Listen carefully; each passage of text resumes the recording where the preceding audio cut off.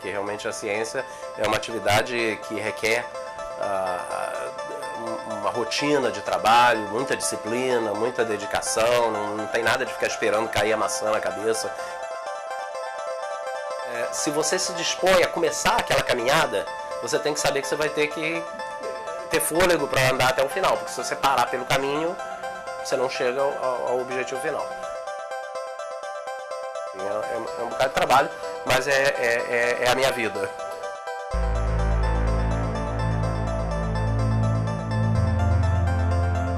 Permite aplicar amostras de proteínas, na frase, coisinha pontual que você reproduz o que você mesmo já fez, muda porque tem os neurônios no cérebro de um animal experimental, a gente precisa manipular esses neurônios para colocar as plaquinhas em que as células são mantidas vivas. Então elas são mantidas vivas, tem uma câmera específica de alta resolução que captura a luz emitida pelas células e te produz uma imagem.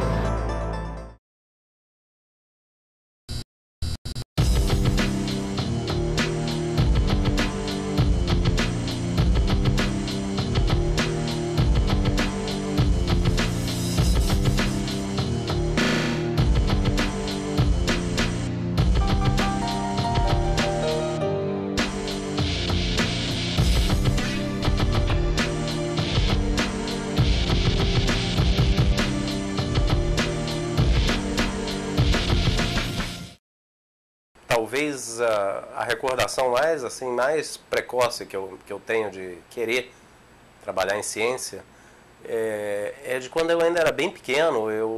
Outro dia até contei isso para uns colegas aqui no Instituto, as pessoas acharam graça, porque havia um programa na televisão que chamava National Kid. Era um programa bem rudimentar, assim, mas era o que fazia sucesso na época entre as crianças, né? Era um super-herói japonês. E esse National Kid, então, tinha as aventuras dele, e tinha umas crianças que faziam parte do programa, e tinha uma figura de um cientista, que era um senhor muito responsável, assim, de jaleco, trabalhando no laboratório, e aquilo me despertou interesse. Então ali eu acho que foi o primeiro momento em que eu falei, não, eu quero fazer alguma coisa desse tipo. Então eu era garoto, tinha talvez aí uns 5 anos, 7 anos, não sei, eu era pequeno, e eu fui seguindo depois. Obviamente não tinha a menor ideia do que era a atividade do cientista, como é que é o dia a dia de um cientista. Eu acho que a gente, quando não está na ciência, tem uma visão assim meio romântica da coisa, de achar que o cientista é aquela pessoa que fica pensando, assim, meditando, imaginando alguma coisa, até ter uma ideia brilhante um dia. E, na verdade, depois que a gente chega na ciência, a gente vê que não é nada disso, né? Que realmente a ciência é uma atividade que requer uma rotina de trabalho, muita disciplina, muita dedicação, não tem nada de ficar esperando cair a maçã na cabeça. Isso é uma coisa que a sociedade cria, uma certa fantasia, de certa maneira, que se cria em torno da figura do cientista, mas que certamente o cientista é uma profissão como outra qualquer, como um cara que escreve, um escritor, como um engenheiro, como um arquiteto, uma pessoa que tem que trabalhar duro num projeto qualquer, e é assim a vida. Bom, então como é que eu cheguei aí? Eu cursei o colégio num colégio normal, não era uma escola técnica, então eu não tinha uma vivência boa do que era o trabalho em laboratório. E aí eu resolvi então que eu queria aprender a trabalhar em laboratório e queria realmente fazer isso. Então eu cursei Química, fiz 4 anos do curso de graduação em Química, tive muitas aulas de laboratório, de todas as matérias que você possa imaginar, de todos os tipos de Química, mas desde o primeiro semestre, na verdade, nas férias do primeiro para o segundo semestre, eu senti que eu tinha necessidade, além de ter aquelas aulas práticas mesmo, que são parte do currículo da faculdade, eu tinha necessidade de sentir o que era um trabalho de pesquisa. E, por sorte, eu acabei vendo parar aqui no Instituto de Bioquímica, que na época se chamava Departamento de Bioquímica Médica, e vim conversar com um professor, que tinha, na época era o professor que liderava aqui o departamento, chamado professor Leopoldo, e o professor Leopoldo tinha criado um programa que estava começando na época, assim, que era o programa que se chamava de Iniciação Científica. Quer dizer, a ideia era justamente tentar pegar um jovem, uma pessoa que estava ainda no começo da faculdade, quanto mais cedo melhor, porque ainda não tinha ideias muito preconcebidas, não estava muito ainda amarrada a certos conceitos, estava com a cabeça mais aberta, e iniciar esse jovem no que é uma atividade de pesquisa científica. Eu trabalhei então durante 3 anos e meio, mais ou menos, como estagiário de iniciação científica no laboratório do professor Sérgio Verjovski, que hoje é professor da Universidade de São Paulo. Depois, então, depois de todo esse período trabalhando como estagiário, eu estava pronto para entrar no mestrado. Eu já tinha suficiente maturidade de trabalho no laboratório para poder cursar um mestrado. Então, quando eu terminei o curso de Química, eu fiz um mestrado. E, na época, o mestrado que era mais próximo da minha área de interesse era o mestrado do Instituto de Biofísica, daqui da UFRJ. Então, eu fiz mestrado e depois eu fiz o doutorado no Instituto de Biofísica, trabalhando primeiramente em bioquímica de proteínas, depois em biofísica de proteínas. E biofísica, na verdade, é a área em que eu trabalhei depois, durante muitos anos. Eu comecei no doutorado, depois eu fiz um pós-doutorado no exterior, fui para os Estados Unidos, para a Universidade de Illinois, trabalhar com um pesquisador que era um dos líderes mundiais na área de biofísica de proteínas. E a biofísica, na verdade, consiste em você estudar, digamos que assim, a vida íntima das proteínas.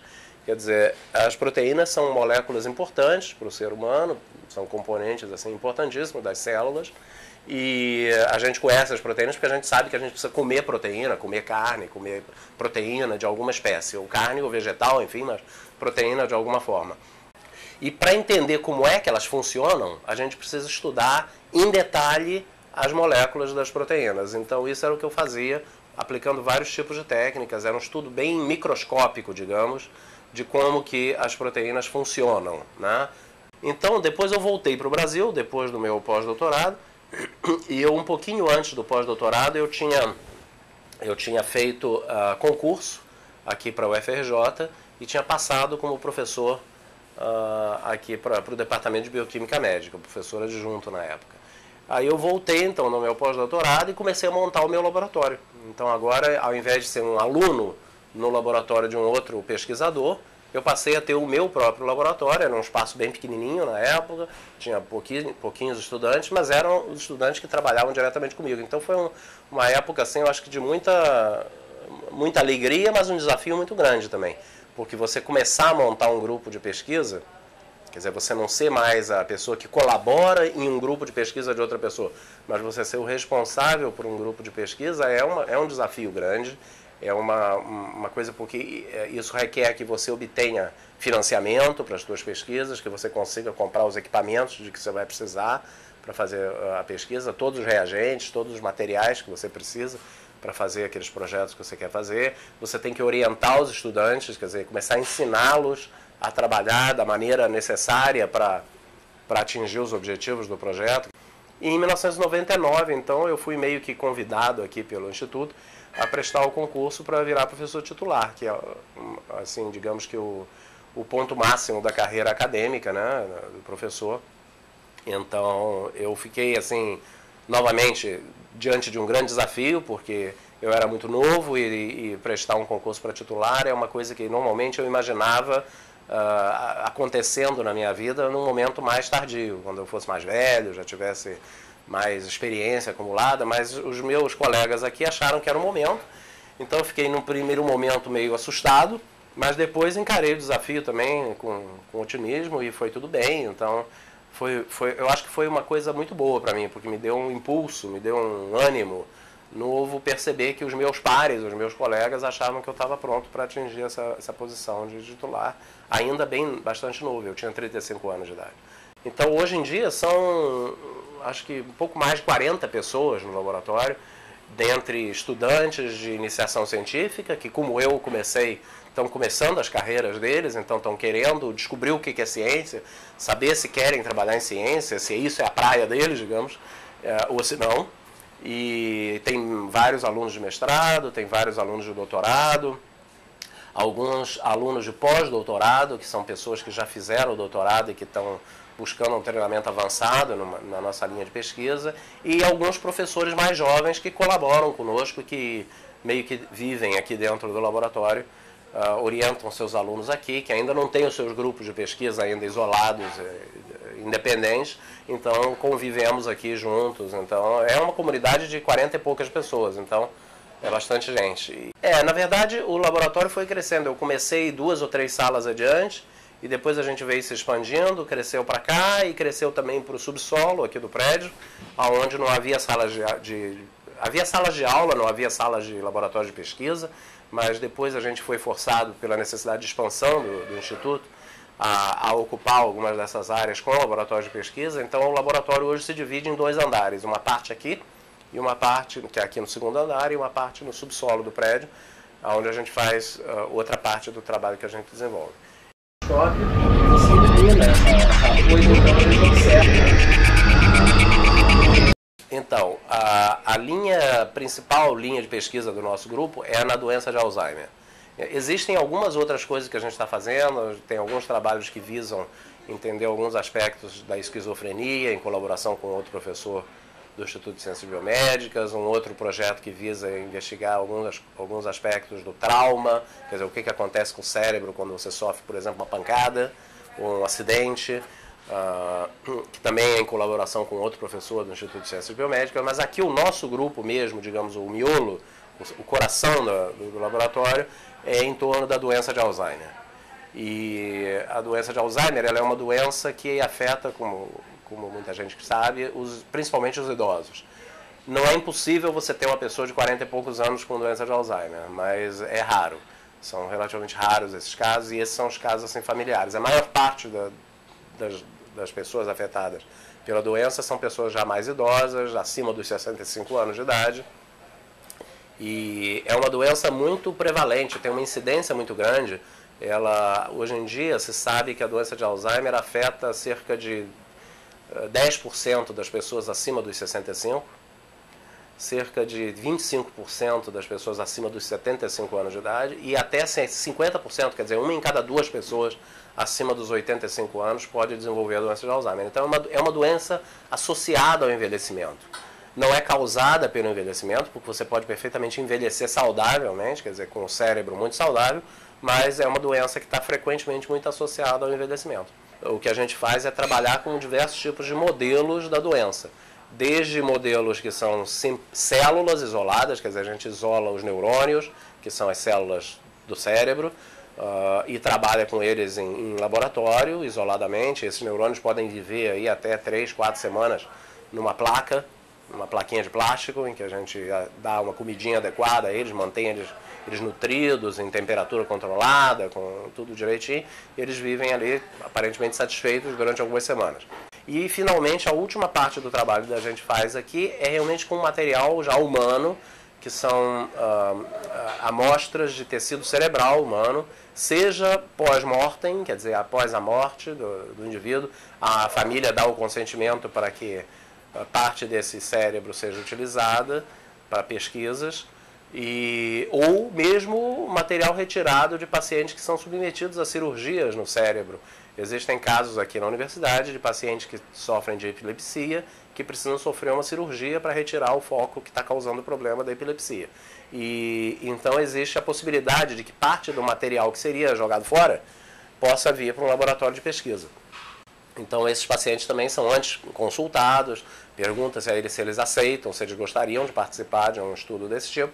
Então para eles não tem perda nenhuma, evidentemente a gente não vai tirar um pedaço do cérebro de uma pessoa sem necessidade, claro que não se pode fazer isso, né? Mas seria um material que seria normalmente descartado após a cirurgia para tratar o problema que eles têm. Além disso, o meu trabalho diário é de orientar as teses dos alunos de pós-graduação, de orientar o trabalho dos alunos de iniciação científica e de pós-doutorado, de discutir os resultados com o grupo para garantir que a gente esteja fazendo coisas que são relevantes diante do que se sabe no mundo inteiro, né? A ciência é uma atividade extremamente dinâmica no mundo, tem centenas de milhares de cientistas, milhões de cientistas trabalhando em todo o mundo em diversos problemas. Na área de Alzheimer, particularmente, é uma área muito competitiva, então é preciso manter uma atualização constante do que está acontecendo nos outros grupos no mundo afora. E então esse tipo de trabalho é um trabalho que cabe a mim em grande parte. Acompanhar o que está sendo publicado nessa área, ver de que forma o conhecimento que se produz no mundo se aplica ao que a gente está fazendo aqui e ver de que forma a nossa pesquisa vai se inserir nesse quadro geral. Então é um trabalho, digamos que basicamente um trabalho de orientação, de coordenação, de gerenciamento das atividades do grupo. Para o tipo de trabalho que nós fazemos, que é com células nervosas, com neurônios, a gente usa muito microscópios, né, que são equipamentos que te permitem enxergar células em grande aumento. Então, a gente faz alguma coisa também com microscopia eletrônica, que é uma microscopia de grande aumento, que permite estudar as células em grande aumento. Então, você vai ver detalhes muito finos da estrutura interna da célula.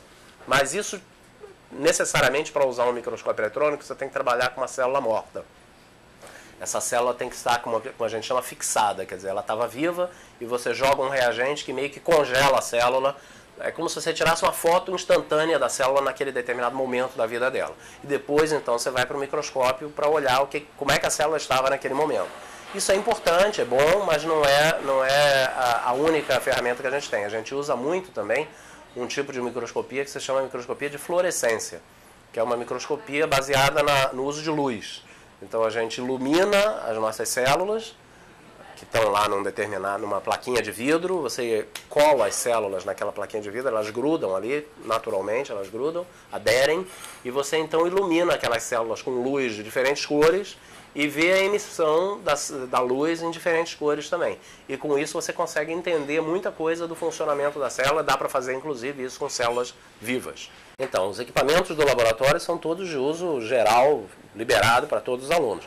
É claro que você chega ao laboratório, um aluno de iniciação científica, por exemplo, que nunca trabalhou num laboratório ou trabalhou num outro laboratório com outros tipos de equipamentos. Ele chega aqui e ele não sabe usar aquele equipamento. Então ele precisa ser treinado.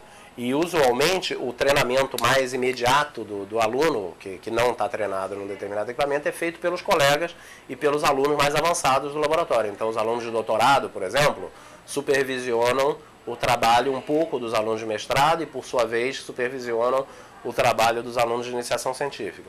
Os alunos de pós-doutorado, que são pessoas que já terminaram o doutorado, que já têm uma experiência de pesquisa de muitos anos, né?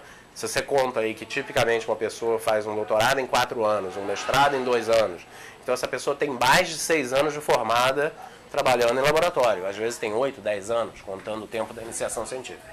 Então são pessoas que já têm uma bagagem. Essas pessoas então vão treinar os demais, os mais jovens, no uso dos equipamentos.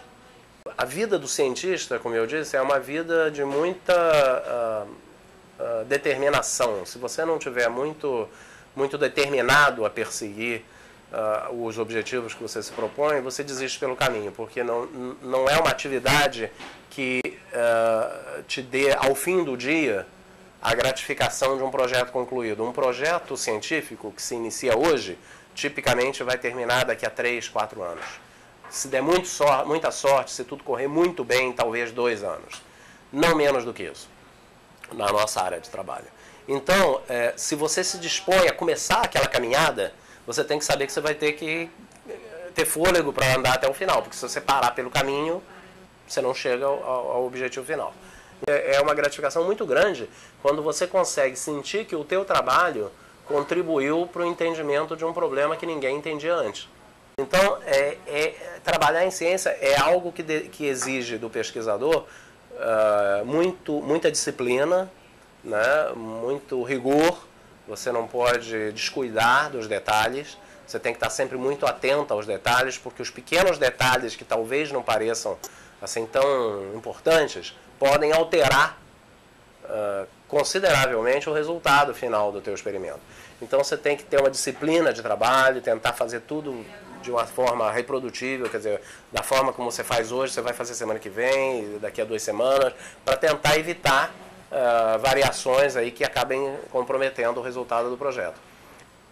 Aí eu ganhei tive algumas recompensas, assim, algumas premiações. Eu acho que uma que também foi muito significativa para mim foi ser admitido para a Academia Brasileira de Ciências, como membro da Academia Brasileira de Ciências.